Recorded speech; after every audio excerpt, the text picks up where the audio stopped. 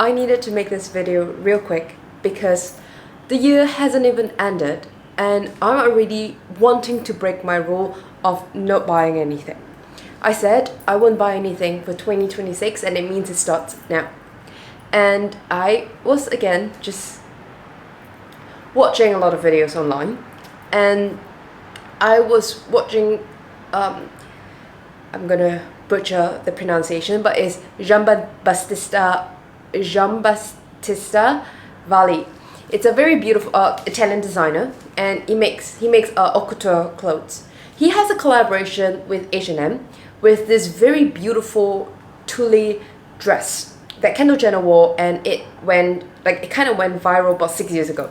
So I was watching a lot of try-ons and a lot of reviews of the dress because I have been thinking about buying the dress for a while now, and it's watching these YouTube hauls or reviews is one of a bad habit that I have, and I'm going to reduce that. It's a guilty pleasure that I started, as part of I've done a lot of stuff and I want to relax, and then the next thing I know I'm spending hours on it, and then it makes me want to go and buy something because I know that I love the design, I love the art of it. It looks like a piece of art. I want it in my wardrobe as part of things that I want to collect. And it's also very cute because it's a tulle dress, and ballet is very related to that. So it's a dress I've been wanting to get for a long time since I've seen it, and I was watching a lot of reviews. Then I started to go to eBay and look at the prices of the dress and see, should I consider getting it. Then I was going to different kind of sites. Then I realized that's a mistake. And so I'm making this video right now to show two things. The first one is, this is a bad habit. I'm noticing a pattern. I'm watching people reviewing different kind of clothes. It started off as a very educational thing, right? Like learning about tanneries, learning about the quality of different new designers, learning about the styles, or learning about the history of certain kind of designers, understanding the collection. And then all these other related videos, you're just clicking, and suddenly you're down someone's shopping haul. You realize, oh, that piece is something that looks like a piece of art and I would like to add it to my collection. And so that's the first mistake. That's why I'm making a video now, just to remind myself so I can watch this when I'm about to make the mistake again. So don't do that, because that is where I have the impulse to want to buy something. The good thing is I don't like buying things online, so even if I'm looking at something on eBay, it just makes me feel very uncomfortable trying to buy that. So that's a good thing. The second thing is that I could go into my closet and see what is something similar and I can wear it.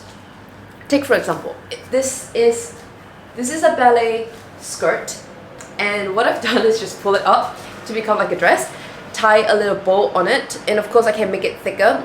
What I do is I get a thicker ribbon, and I must have some ribbon or belt somewhere, and then just cinch in the waist to create that flare, right? It's not exactly the same thing, of course, but you get something similar in style and in design.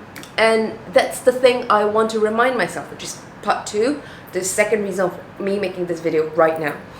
There are a lot of things out there that I just feel like I need in my collection. At the same time, there are a lot of similar things I already have in my collection. What I should be doing is going through my collection, figuring out how else I can style these clothes, because right now how I'm wearing this is really just to watch ballet. I'm not in a phase in ballet yet where I'm wearing these dresses to perform, because I'm not at performance quality yet. But I can imagine this for dancers and then going to the theaters. But there are other many ways to rewear them and restyle them in different forms and structure.